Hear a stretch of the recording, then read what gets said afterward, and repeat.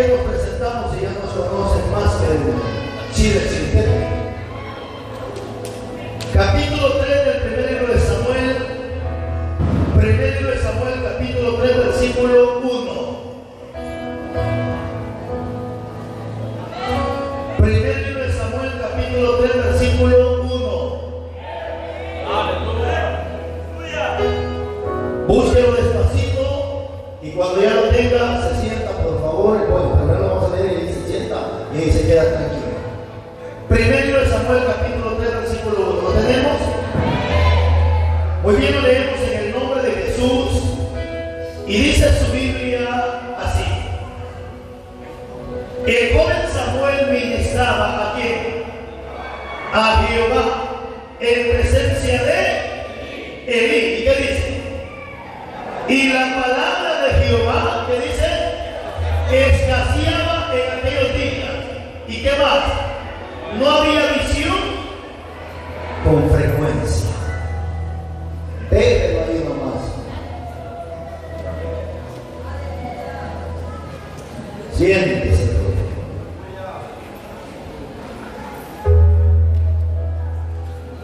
Me dieron un bonito tiempo para predicar la palabra y me gusta respetar ese tiempo. Hay iglesias que dicen, hermano, usted tiene 25 minutos. Si solo dan 15. Rápido salimos del compromiso y lo que va a pasar y lo que no pasa, pues no pasa. Gracias, hermano pastor, una vez más por esta invitación. Ok, ahora sí. Por ahí escuchaba, no sé qué tan cierto sea, por ahí escuchaba de que como que no quisieron hacer un anuncio de que yo iba a estar predicando. En parte está bien, hermanos, que no anuncien que yo voy a venir. ¿Sabe por qué? Porque así a veces tiene la gente endemoniada que no le gusta esta palabra. Y cuando ya no ven enfrente, dos, o se largan para su casa o tienen que quedarse ahí sentaditos a escuchar la palabra de Dios, hermano. Solo dos cosas pasan. Hace exactamente una semana estuve en una actividad y la actividad no era para que yo la predicara, era un evangelista de Guatemala, pero al siervo le pegó coronavirus y ya no llegó a sacar actividad. El pastor estaba muy triste y me llama y me dice, siervo, por favor, échenos la mano, sáquenos la actividad. Hermanos, exactamente ese día me cancelaron una actividad que dijeron, ya no se va a predicar. Excelente, no hay problema. Para mí mejor si me cancelan actividades, tengo más tiempo que estar con la familia, pero me llamaron y me cancelaron la actividad. El mismo día me llama el pastor y dice, pastor, yo quiero que usted predique. Nunca había recibido la actividad así de la noche a la mañana, pero los planes de Dios son perfectos. Y cuando llego a la actividad, yo miraba que la gente se me quedaba viendo como que, no sé, como que el día lo habían visto, algunos asustados y otros, es que lo diga, porque nadie sabía que iba a ir a predicar. Hermanos, y cuando algunas personas me vieron, agarraban sus niños y salían corriendo, no sé, hermano, qué le pasaba a la gente, otros contentos que iba a predicar, pero dije, gracias a Dios que no hicieron anuncio que yo iba a venir. Iglesia, una cosa yo siempre le he dicho, el que está torcido, la palabra le va a ser ofensa para su vida. El que está chueco, esta palabra le va a caer como martillo en la cabeza. Pero la persona que le gusta la palabra y que ama a Dios y que está enamorado de esta palabra, jamás va a ser ofensa para su vida. Al contrario, la gente que ama a Dios y ama esta palabra, quiere más palabra. Hoy necesito predicar este tema nuevamente. Iglesia, hay cosas en la vida que son inevitables. Siempre hemos dicho que hay cosas que son inevitables en la vida. Por ejemplo, inevitable que en una iglesia haya trigo y haya cizaña. Eso no se puede evitar. Si ni Cristo lo pudo evitar, ¿cuánto más lo vamos a evitar nosotros? No se puede evitar que haya trigo y haya cizaña. No se puede evitar. Inevitable que en una iglesia haya ovejas y a veces son malos cabros, pastor. Pero ¿saben por qué? ¿Saben qué es lo que me gusta de los cabros? Que a veces los cabros son los que más diezman, los cabros son los que más ofrendan. Aunque usted no lo quiera, hermano, hay cabros que son buenos para diezmar, son buenos para ofrendar, pero son cabros sin la boca. Dejemos a los cabros ahí. Es inevitable que en la iglesia haya ovejas y haya cabritos, no se puede evitar. Inevitable que en la iglesia haya gente hipócrita, no se puede evitar, mis hermanos. Eso no se puede evitar, pero sí se puede evitar que yo sea la cizaña de la iglesia, pero sí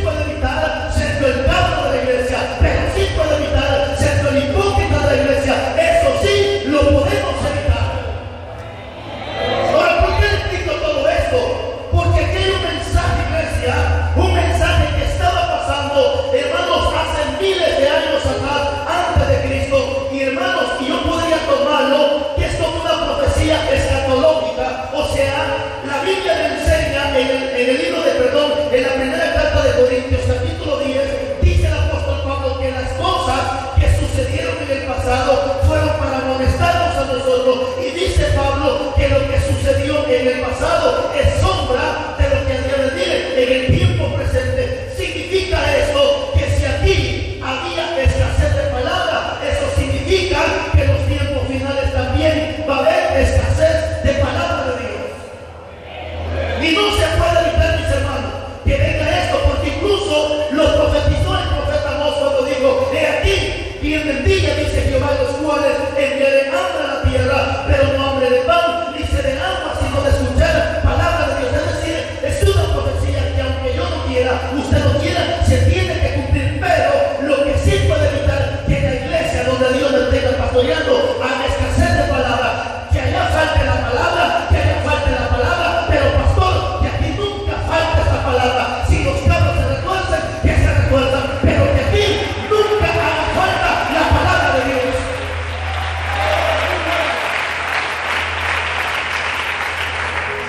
Y vemos la historia, iglesia amada, como en este caso Samuel, el ungido de Dios, el llamado de Dios, pero Elí en este caso era el encargado de velar por el pueblo. Elí en este caso era el sacerdote, el indicado de cuidar el pueblo, de guiar al pueblo. Pero ¿qué estaba pasando en este momento? Elí ya no quería predicar la palabra. Algo le estaba pasando al sacerdote, algo le estaba pasando a este hombre y ya no quería enseñar la palabra. Por eso dice la Biblia que la palabra escaseaba en aquel entonces. Pero yo necesito sacar conclusiones. ¿Por qué? Es que la palabra ya no se quiere predicar tal como está escrita. Yo he escuchado ancianos que dicen: oh, esos mensajes se escuchaban hace 40 años. Oh, dicen algunos ancianitos, esos eran los mensajes que antes se escuchaban hace 40, 50 años. Pero la pregunta es: pero si hace 40, 50 años se escuchaban, ¿y por qué ahora ya no se escuchan esos tipos de mensajes? ¿Qué está pasando, iglesia amada? ¿Por qué la verdadera palabra está escaseando? Pero no se preocupe, hay una profecía más.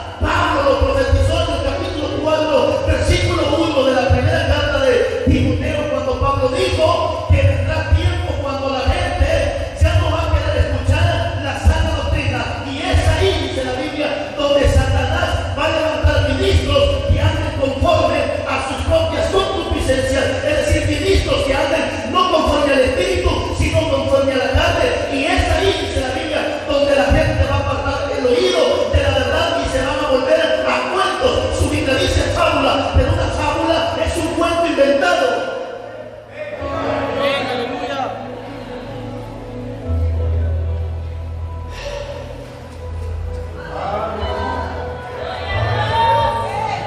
¿Por qué Elías no quería predicar?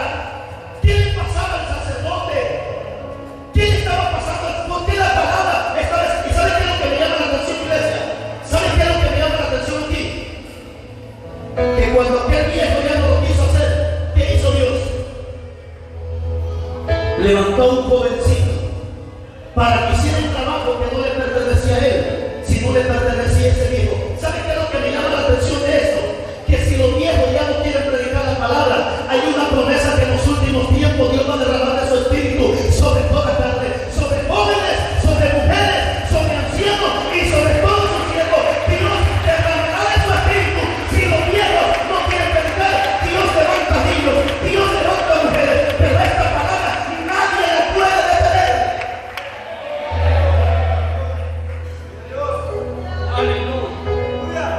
Y como el sacerdote no quería predicar, Dios levantó a Samuel para que él hiciera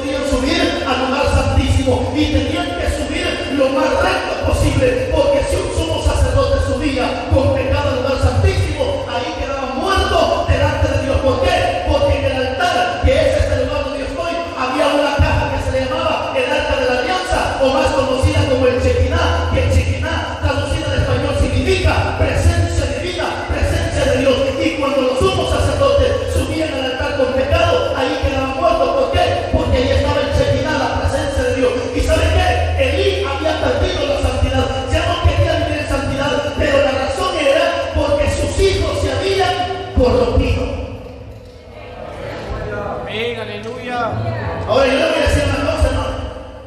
Gracias a Dios tengo hijos. Pero yo siempre le he dicho a mis hijos: quieren ser marihuanos, borrachos, sinvergüenzas, locos, atarantados, háganlo para afuera de la casa, lárguense para la calle. Pero la casita que Dios me ha dado, que sea de cartón, de lámina, de papel, de tierra, de polvo, la casa me la tienen que respetar. Porque en la casa, aunque el papá sea chiquitito, pero en la casa manda el papá, en la casa manda mamá. Y si los hijos se quieren conocer, que se larguen de la casa, así como lo hizo el hijo pródigo. El hijo pródigo no quiso estar bajo su presión, se largó de la casa y allá andaba con prostitutas, pero no dentro de la casa, fuera de la casa. Aleluya. Aleluya. Gloria a Dios. Y ahí está el problema, mis hermanos, que cuando el pecado lo dejamos meter a la casa, se pierde la santidad y se pierde la autoridad. Ya no se puede defender. ¿Por qué? ¿Por qué? Porque el pecado lo tenemos adentro. Gloria a Dios. Yo bendiga la sierva, pastor. ¿Cómo el pastor, imagínense, hermano? ¿Cómo yo de pastor le voy a decir, hermana, miren enseñando las manos con esa falda apretada? ¿Cómo le voy a decir eso si mi esposa está igual? Aleluya. Gloria. ¿Se escucha bien allá afuera, hermano? Ahí está, excelente. ¿Cómo le voy a decir a usted, hermana, no se pinte el pelo si usted es gringa? Si mi esposa está igual que usted, ¿con qué cara?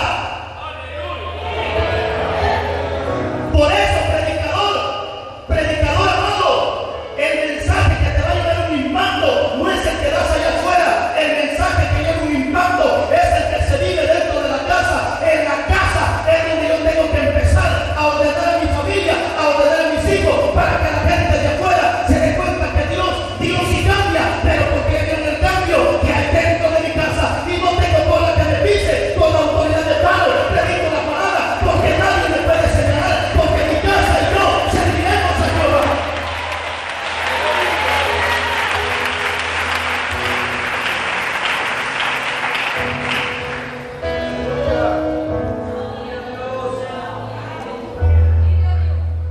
Ese es el problema de mí, que ya no quería predicar la palabra porque el pecado había entrado en su casa. ¿Cómo usted le va a decir al hermano, sin hermano, mire Conríquez es patojo, mañoso, ladrón, si el suyo está igual que el de él? Aleluya. Gloria a Dios. Bueno, al menos que viva fuera de su casa. Ya ni modo, hermano. La Biblia me enseña que yo debo enseñar a los niños mientras estén bajo mi casa, mientras estén bajo mi cuidado, bajo el techo. Ya si son viejos y se largan. Porque, por ejemplo, David, un hombre, hermano, recto delante de Dios, que caminó conforme al corazón de Dios, pero sus hijos, la peor desgracia, mis hermanos. Pero no lo hicieron cuando estaban adentro del palacio, lo hicieron cuando estaban fuera, es decir, cuando ya eran hijos independientes. Imagínense hasta dónde llegaron los hijos de David, que el mismo hermano violó a su propia hermana. O sea, unos hijos estaban corrompidos, pero no lo hacían adentro del templo, lo hacían cuando estaban fuera. Aleluya. Ay, no, hermano. Así la niñita, mire usted, y ya me empantalonaba. Ay, está chula mi nena, y se la dijo a la abuela. Ay, está chula mi nenita. Aleluya.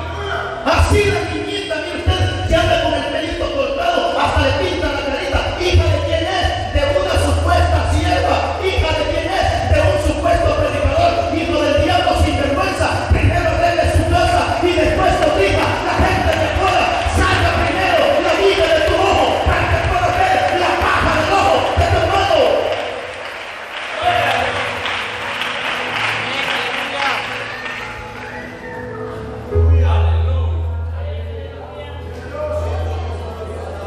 Esto vive. Si no se puede predicar, si yo tengo el pecado de la casa, no se puede. Amén.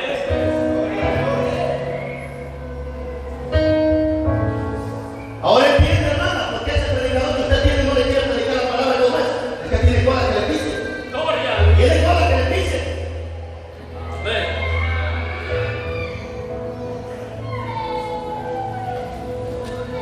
La vida del cristiano es muy alegre. Gloria a Dios. Mientras no se le predique, son alegres los ingratos. Mientras no se le machuque la cola, son alegres los ingratos. Gloria a Dios. Hermanos, esta es la realidad, hermanos. Bendito sea Dios, soy pastor por misericordia, iglesia amada, por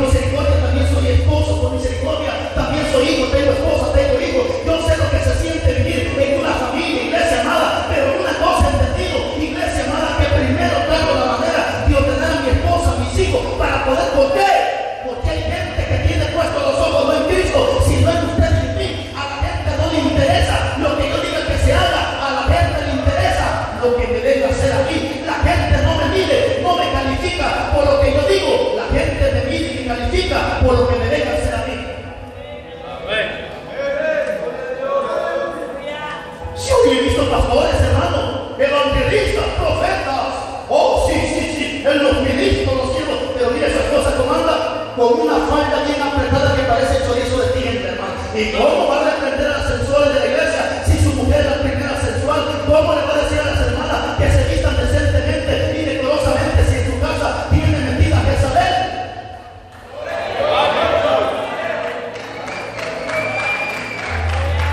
Gloria a Dios. Ahí viene la sierva del Señor con unos grandes tacones que cuando camina se regrese para allá y se regrese para allá. Gloria. Cadenitas en el pescuezo, parece chucha con rabia. Aretitos en las orejas, caminando media sexy. Aleluya. Gloria a Dios. Esta es la palabra que se predicaba hace 40 años atrás. Ay, hermano, pero estamos en los tiempos, eso eran los tiempos de Tecumumán. Ahorita estamos en el siglo XXI. Váyase al diablo con su siglo XXI. La Biblia a mí me dice que Dios no cambia. Él es el mismo que el día de hoy y por los siglos de los siglos.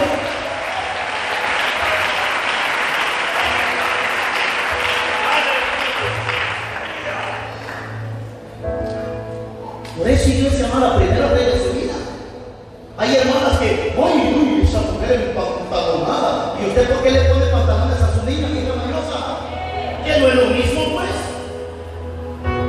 Ay, el pastor enchorado. Y su niño no lo tiene enchorado también, sin vergüenza, hipócrita. Gloria a Dios. Ay, esa mujer con el pelo amarillo. Y usted no se lo pinta de negro también, hipócrita. Aleluya. Ay, la hermanita con un su colochito por aquí. Pero si usted tiene la lengua larga igual, ¿cuál es el problema? Gloria a Dios.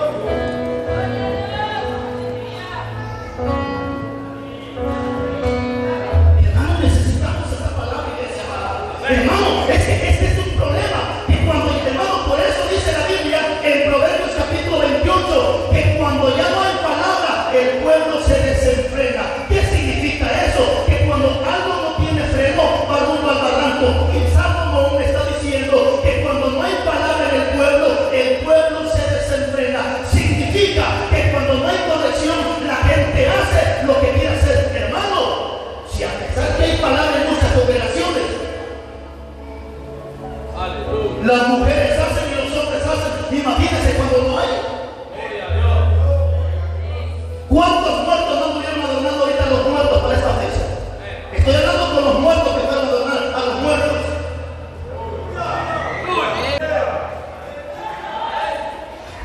Bien, no lo quiero decepcionar, pero si algún día va a la iglesia no yo pastoreo, no creo usted que va a encontrar pura gente así. Tengo un montón de cabros, si quieren vendo un par de cabros. Gloria. No vaya a pensar que porque yo predico así en la iglesia donde yo soy, pura gente. No, hombre, hermano, no, hombre, no.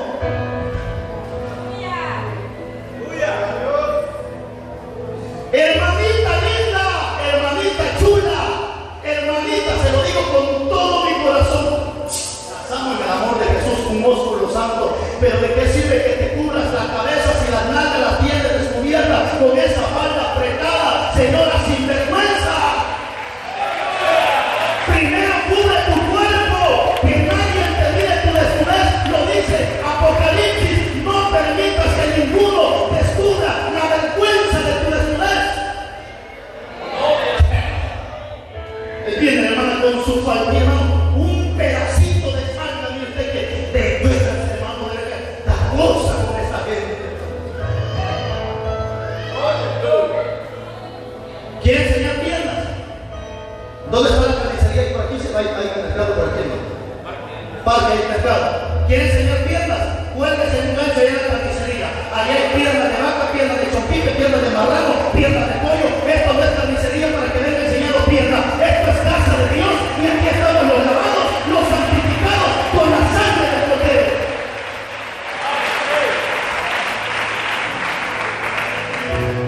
Primera razón, ¿por qué la palabra estaba enseñando? Porque el sacerdote ya no podía reprender, porque tenía pecado dentro de la casa.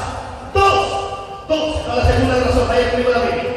Isaías capítulo 30, versículo 9. Segunda razón, ¿por qué la palabra está escribiendo en las iglesias? Isaías capítulo 30, versículo 9.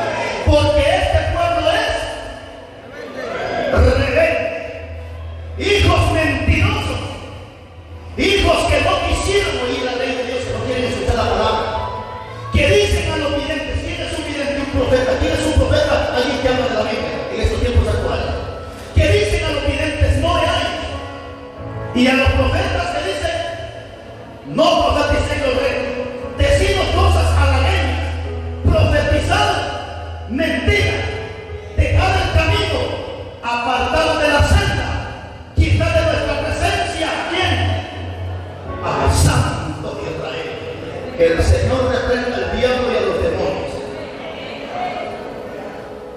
Déjeme que le explique tantito eso. En la segunda carta de Corintios, capítulo 11, versículos 12 y 13, que el Señor lo reprenda, dice que Satanás se disfraza como ministro de luz. Pero dice que no solamente él se disfraza como ministro, sino que también muchos pastores o evangelistas se disfrazan, dice la Biblia, como ministros de luz, pero no son ministros de luz, sino son ministros de Satanás. Ahora, ¿qué significa todo esto? Significa que hay ministros en estos tiempos actuales, ministros que son los causantes de que la verdadera palabra ya no se predique. Voy a poner un ejemplo de un ministro de Dios que se opuso a la verdad. Ese ministro se llamó Pedro. La Biblia dice que Jesús le dijo a sus discípulos: es necesario que me maten, pero el tercer día yo me levanto para dar vida eterna a todos ustedes. Y una plática que hubo entre Cristo y los discípulos. Pedro se le acerca a Jesús, sigue a Pedro, un ministro de Dios. Pedro se le acerca a Jesús y le dice: Señor, no permitas que eso te pase, Señor. Oponiéndose a la muerte de Cristo y sabiendo Satanás que si Cristo moría, tenía que darnos vida eterna por causa de su muerte y redención en esta tierra. Entonces viene Pedro, hermano, pero no era Pedro, sino quien estaba dentro de Pedro, y dice Pedrito: Señor, no permitas que eso te pase, Señor. Por favor, no permitas que eso te pase. ¿Se acuerdan qué le dijo Jesús? ¿Se acuerdan qué le dijo Jesús? Quítate delante de mí, Satanás. No le dijo hijo de Satanás, le dijo Satanás. Más adelante vamos a ver quiénes son los hijos del diablo también. Quítate delante de mí, Satanás, porque me eres tropiezo. Ahí está la clave de cómo Satanás usa ministros para que esta palabra no se predique. Ahí tenemos un ejemplo de cómo Satanás usa ministros para que la verdad no llegue donde tiene que llegar. Pero le doy un texto mejor, le doy un texto más claro. Vayan conmigo a la Biblia. Hechos capítulo 13. Hechos capítulo 13. Vamos a empezar del capítulo 6. Hechos capítulo 13, versículo 6.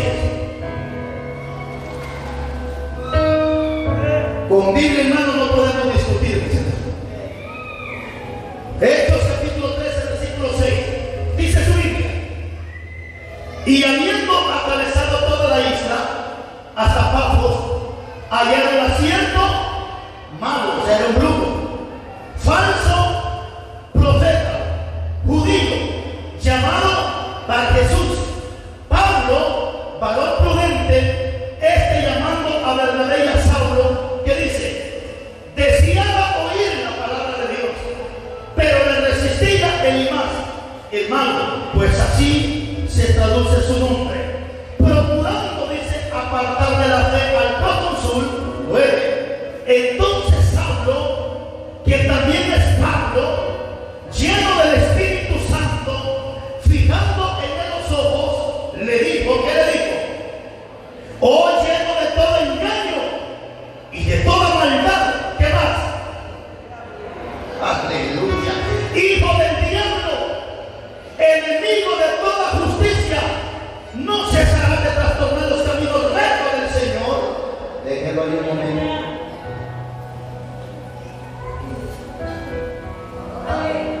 No se siente toda la historia, si no se la voy a parafrasear. Había el procónsul, dice, quería escuchar la palabra de Dios. El hombre quería escuchar el mensaje que Pablo y Bernabé habían llegado. Pero dice que este grupo, este falso profeta, porque un buen profeta de Dios nunca se va a oponer a la palabra. Un verdadero hijo de Dios jamás se va a oponer a esta verdad. Los que se oponen son los falsos. Y este hombre dice que quería escuchar palabra, pero este falso profeta se oponía para que Pablo no predicara. Entonces Pablo se le queda viendo y le dice: oh, lleno de todo engaño y de toda injusticia, hijo del diablo, ¿hasta cuándo trastornarás los caminos rectos del Señor? Ahora vemos cómo Satanás usa ministros para que esta verdad no se predique. Entonces ahora tengo la segunda razón. ¿Por qué la palabra está escaseando en estos tiempos actuales? ¿Por qué? Porque Satanás, que el Señor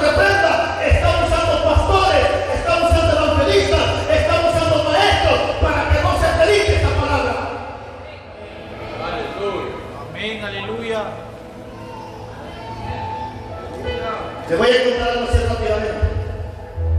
En la misión donde yo pertenecía a un principio, me sacaron porque no les gustaba ese tipo de mensajes. Me dijeron: usted no cambia su manera de predicar, pero lo sentimos mucho, usted ya no es pastor.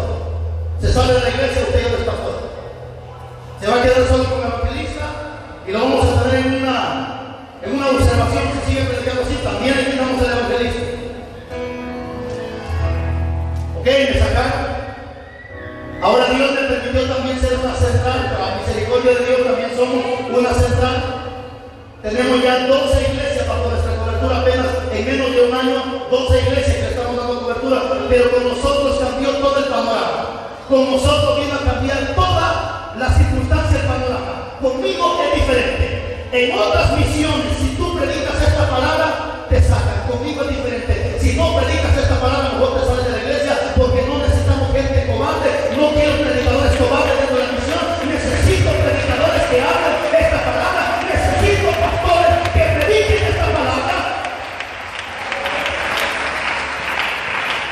Y cuando me llaman los pastores y dicen: pastor, ¿cuáles son los requisitos para que no dé cobertura? Siempre y cuando mantengamos la sana doctrina, prediquemos esta palabra sin miedo. Ese es uno de los requisitos. Si usted quiere que damos cobertura, y si no, pues váyase.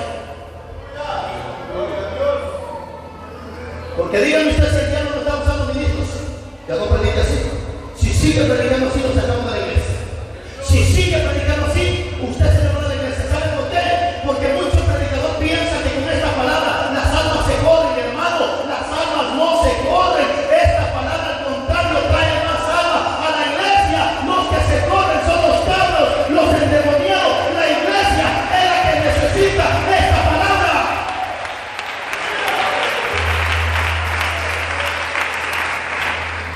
Hermanos que me llaman llorando y me dicen: pastor, se cancela la actividad. Es que mi pastor ya no quiere que usted venga. Dice que usted como golpea a las ovejitas, dice que usted como maltrata a las ovejitas, y se cancela la actividad.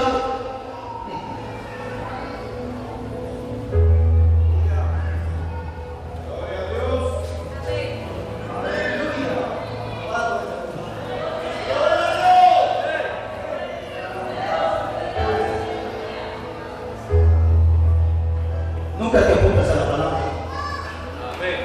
Si tú no la quieres predicar, no la prediques.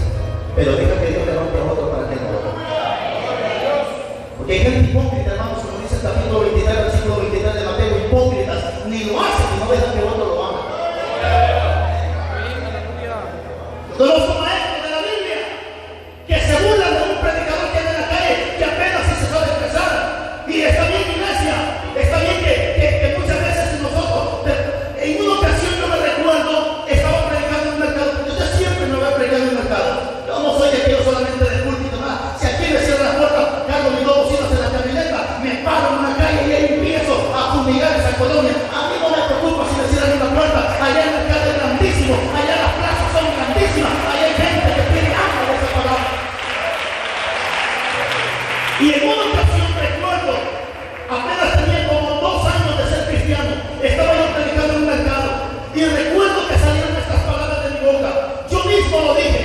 Jamás dije yo en mi predicación: vas a ver un maestro de teología parado en un púlpito, parado en una calle. Jamás vas a ver un maestro de teología parado en una plaza. Y esa palabra la tomé tan a pecho, dije: jamás. Pero yo quiero sobresalir, yo quiero estudiar, yo quiero ser un maestro, yo quiero empaparme de la palabra. Empecé a estudiar, empecé a meterme institutos, y a mi anhelo era crecer, llenarme de conocimiento. ¿Por qué? Porque yo dije: si yo nunca lo he visto, pues por lo menos yo quiero ser esa persona con conocimiento y quiero estar parado. Siervo amado, si tú tienes un título, 2, 3, 4, 5 títulos, pero no quieres predicar en la calle, no lo hagas, pero tampoco te opongas para que el siervo lo haga, porque tal vez él no puede expresarse, pero tiene lo que tú no tienes, es la valentía de parte de Dios.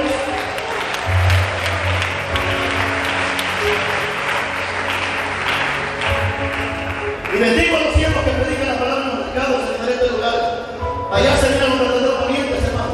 Aquí es fácil retener los sinvergüenzas que están sentados en las iglesias. Allá en las calles sí se quiere, hermano, un poco más de valentía, hermano. Esa es una de las segundas razones por qué la palabra ya no se quiere predicar.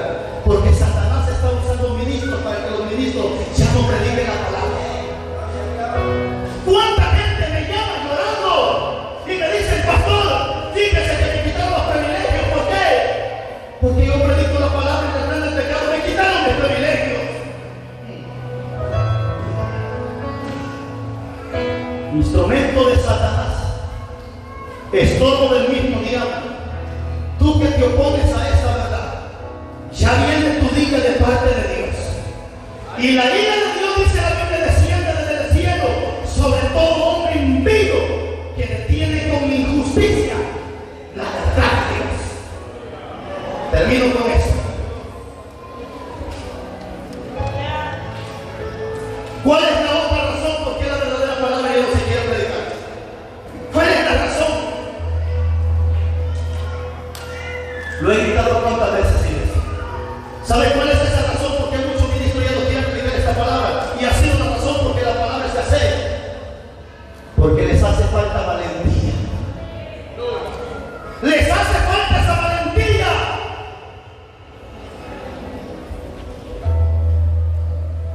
Públicamente lo dijo un pastor en una campaña. El hombre, cuando terminé de predicar, agarra el micrófono y lo dijo públicamente. Y me dijo, pastor, ¿no le da miedo predicar así como usted predica? ¿No le da miedo que lo maten estos sinvergüenzas? ¿No le da miedo que le arranquen la cabeza? ¿No le da miedo, pastor? Yo dije, miedo yo. Si miedo es lo que menos tiene que existir en un verdadero hijo de Dios. Miedo es lo que menos tiene que haber en un hijo de Dios. Pastor, no tengas miedo. Si se te va un carro, Dios te manda 3 ovejas.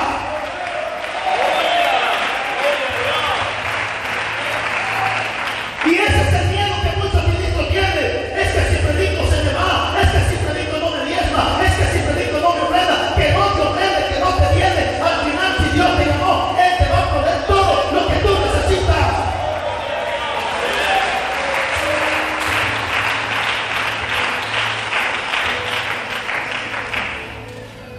Gloria a Dios.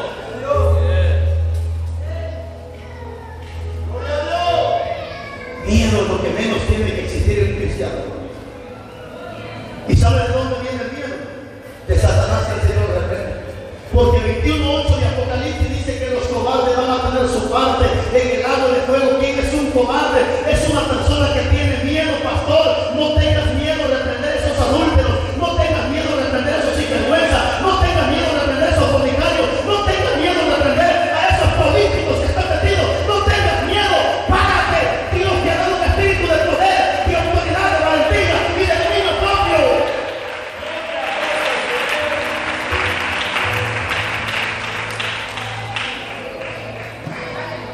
Aleluya.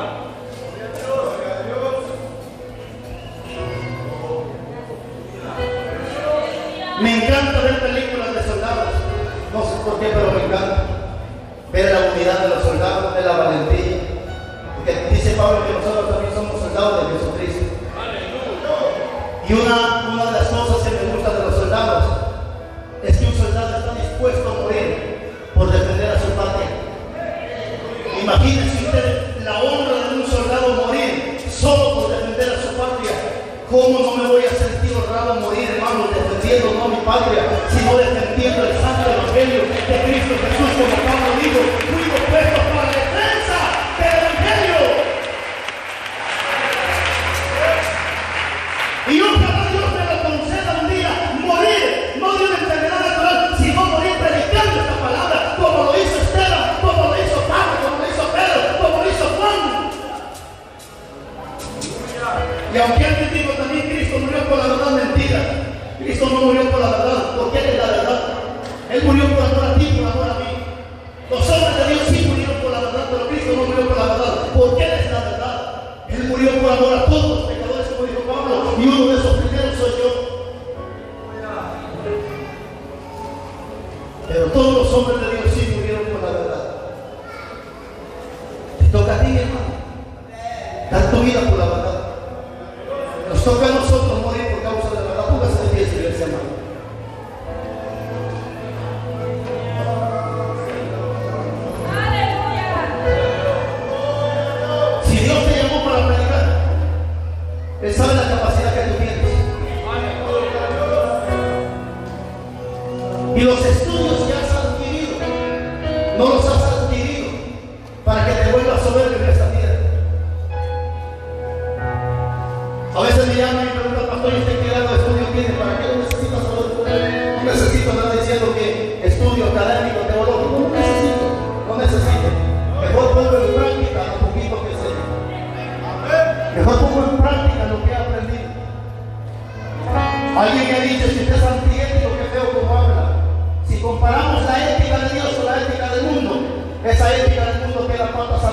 a la ética de Dios.